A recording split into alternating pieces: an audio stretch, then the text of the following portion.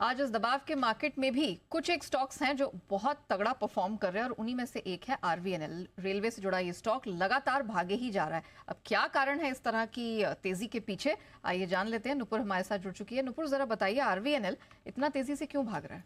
बिल्कुल, काफ़ी positive news आती हुई दिखी है इस कंपनी के लिए और आज भी कमज़ोरी वाले बाजार में करीबन 12% ये स्टॉक ऊपर है। इनफैक्ट 5 दिन में देखेंगे तो 40% से ज़्यादा की तेज़ी आपको नजर आएगी और 5 जुलाई को 1 लाख करोड़ के ऊपर मार्केट कैप गया था और अब तो ये मार्केट कैप करीबन 1.25 लाख करोड़ के ऊपर जाते हुए दिख रहा है। पिछले 3 महीनों में भी देखें तो 130% के रिटर्न ये स्टॉक ने दिए।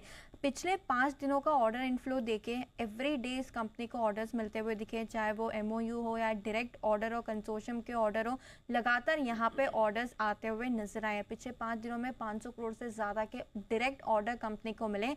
3 से 4 एमओयू कंपनी ने साइन किया। कंसोर्शियम के थ्रू भी देखें तो करीबन 750 करोड़ तक के ऑर्डर यहाँ पे मिलते हुए नजर आए।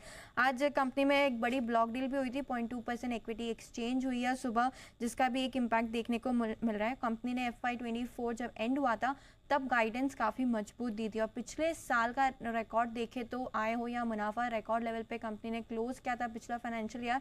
और इस साल के लिए कंपनी का कहना है कि ऑर्डर इनफ्लो काफ़ी स्ट्रॉन्ग रहने वाले।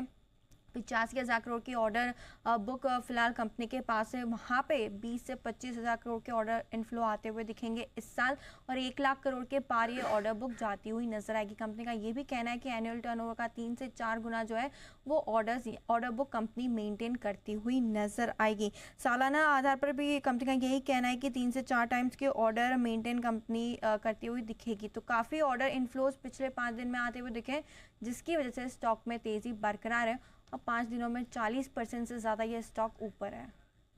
ओके, तो आरवीएनएल में ये कारण है जिस वजह से आप देख रहे हैं कि इतनी जबरदस्त रफ्तार दिख रही है। सनी अग्रवाल जी हमारे साथ बने हुए हैं।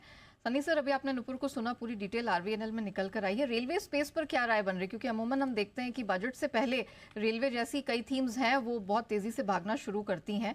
आपको ये रेलवे सेक्टर में क्या पसंद आ रहा है?